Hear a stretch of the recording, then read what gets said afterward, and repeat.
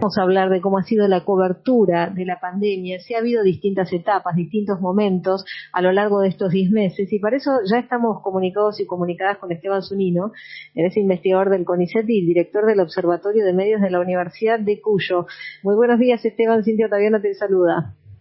Buen día, Cintia. Muchas gracias por la comunicación y bueno, ahí en la introducción creo que desplegaste varios conceptos que uno podría retomar y acordar en principio. Contanos justamente, desde el observatorio fueron día a día teniendo un registro de cómo eran las coberturas periodísticas, qué medios de comunicación analizaron y cuáles fueron las distintas conclusiones a las que fueron llegando.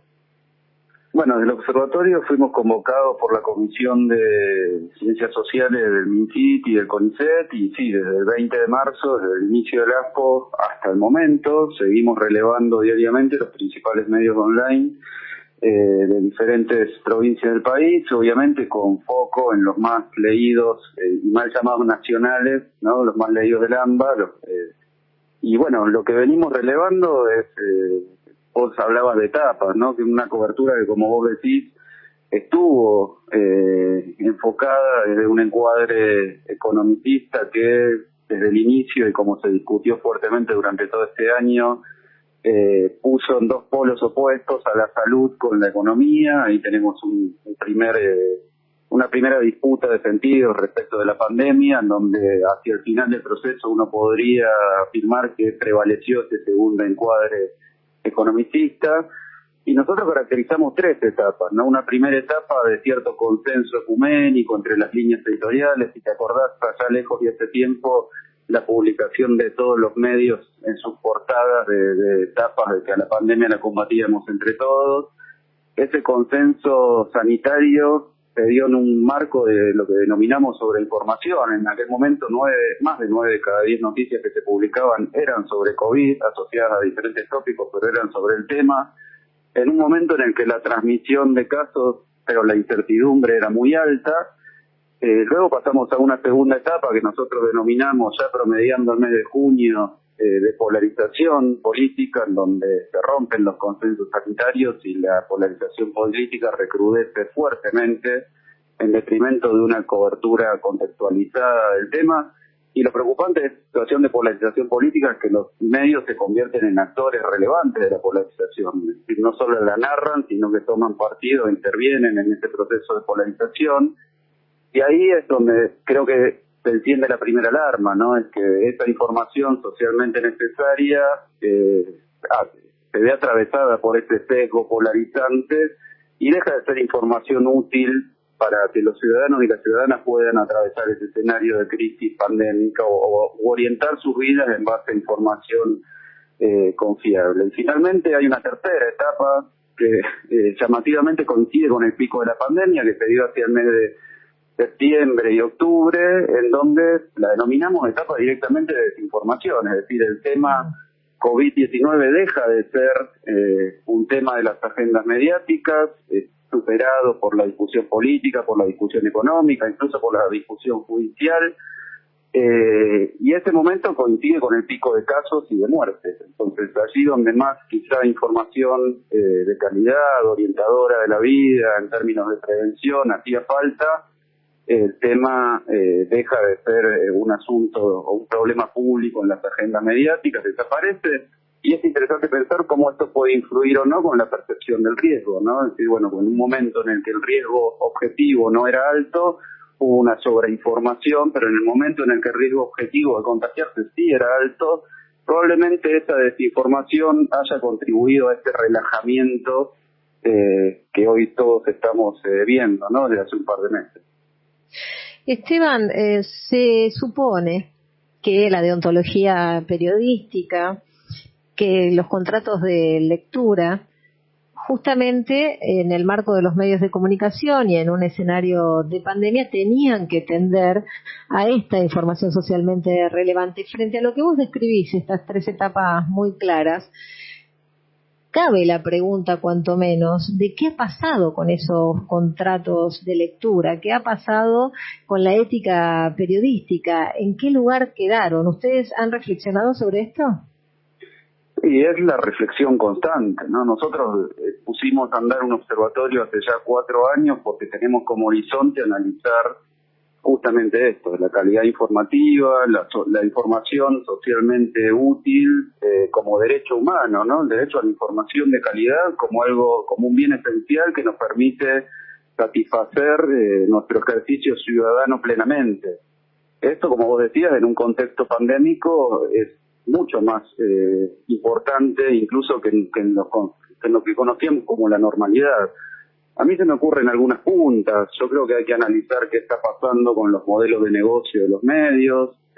Obviamente no se puede pensar a los medios aisladamente de los comportamientos de la agenda política y también de la agenda pública. Es decir, ese primer momento de sobreinformación coincidió con una alta demanda de información sobre el COVID y luego se produjo una saturación en donde se vio que cayó el interés público sobre las noticias sobre la pandemia, y en ese sentido, en modelos de negocio que están muy exigidos y que van siguiendo minuto a minuto la lógica del rating o la lógica de clic mucho más que la de su rol social, bueno, es lógico que haya sucedido lo que sucedió, ¿no? El hecho dramático, el hecho conflictivo, el hecho descontextualizado, por lo general, genera más interés a partir de elementos sensacionalistas o incluso morbosos, y las lógicas mediáticas con el COVID o fuera del COVID hace mucho tiempo que vienen siguiendo los pasos de eso, ¿no? De seguir clics mucho más que pensar en la calidad informativa.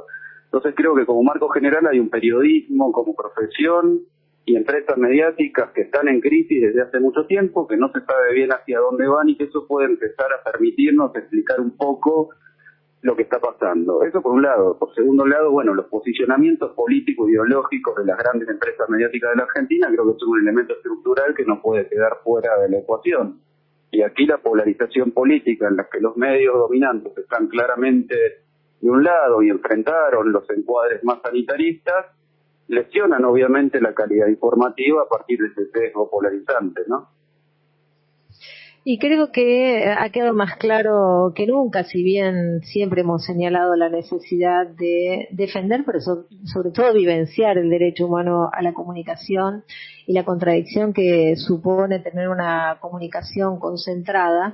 En el marco de la pandemia creo que en ese sentido ha tomado mayor claridad en líneas generales, y entonces la pregunta es: ¿qué hacer cuando, por ejemplo, las regulaciones que tenemos vigentes hoy en la Argentina siguen atravesadas por decretos de necesidad y de urgencia que justamente apuntalaron el negocio y no el derecho humano a la comunicación? Y sí, bueno, a ver, uno a veces se siente impotente frente a esa pregunta porque realmente, y vos lo sabrás por los roles que te ha tocado desempeñar en diferentes instancias de gestión de política pública, que si el escenario era complejo hace 10 años, hoy es mucho más complejo, entre otras cosas, porque la regulación se deshizo por decreto y ese escenario concentrado de hace 10 años hoy es mucho más concentrado y mucho más difícil de desarmar de algún modo, ¿no? Que sea útil para la sociedad. Yo creo que hay muchas cosas igual que se pueden hacer. Me parece que alentar estas discusiones en diferentes espacios de la sociedad civil, tal como se hizo previo a la sanción de la Ley de Servicios de Comunicación Audiovisual, es una obligación de quienes transitamos los espacios de la comunicación, de las universidades públicas, de los medios alternativos y de diferentes instituciones, incluso periodísticas, que están dando estos debates. Y creo que sostener como nunca la exigencia de una regulación de comunicaciones convergentes, que es una de las deudas de la democracia con la información de calidad. Así como la ley de 2009 marcó un hito, creo que hoy poner en agenda el derecho humano a la comunicación, en la agenda política el derecho humano a la comunicación, implica pensar regulaciones otra vez novedosas, ayornadas al momento convergente que estamos viviendo, e incluso estas situaciones pandémicas que ponen en la escena la información como un bien esencial para el pleno ejercicio de la ciudadanía. Esteban, la audiencia, ¿dónde puede leer material que ustedes hayan ido publicando con respecto entonces a esta observación de las coberturas periodísticas durante la pandemia? Estamos en las redes, Observatorio de Medios Suncuyo en Facebook, en Twitter, y allí fuimos publicando realmente este año, casi todo el año, en diferentes portales. Digo, bueno, no sé si está bien o no nombrarlo, pero como Página 2, Letra C, Tiempo Argentino, allí fuimos publicando informes parciales. Y obviamente, como esto tiene un interés académico ulterior, también estamos publicando ahora papers científicos sobre el resultado de una investigación que sigue abierta. En nombre del derecho al acceso a la información está muy bien poder decirlo. Te agradezco muchísimo, Esteban. No, yo te agradezco a vos por el interés y bueno, estos espacios de discusión masiva también son importantes para instalar una discusión que nunca debería haber salido de la agenda pública. Un gran abrazo y a todo el equipo de trabajo, felicitaciones por lo que vienen desarrollando. Bueno, gracias y buen fin de año, pese a todo. Muchas gracias.